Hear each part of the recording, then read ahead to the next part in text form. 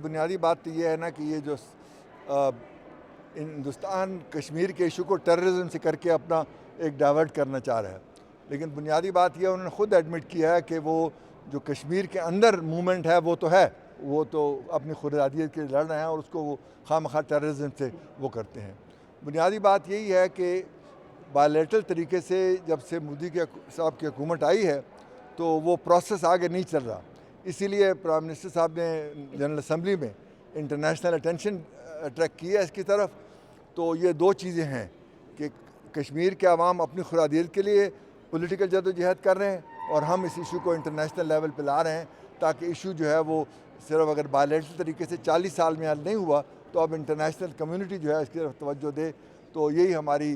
तवक्को है कि वो इस इशू को ख़ास तौर पे ह्यूमन राइट्स वायलेशन जो वहाँ हो रहे हैं उसको और उनके जो बुनियादी हकूक़ हैं उसको तवज्जो देगी। तो मुझे फ़ौरी तौर पर ब्रेक थ्रू नज़र नहीं आता, लेकिन लगता है कि अगर जो बातचीत शुरू होगी तो उसमें थोड़ी सी कॉन्फ्रेंस बिल्डिंग मैयर्स, क्योंकि हम टेंशन में नहीं चाहते बॉर्डर्स पर, लेकिन दोस्ती जो है डिग्निटी और सेल्फ रिस्पेक्ट और बग़ैर अपने उसूलों से हटे हुए चाहते हैं।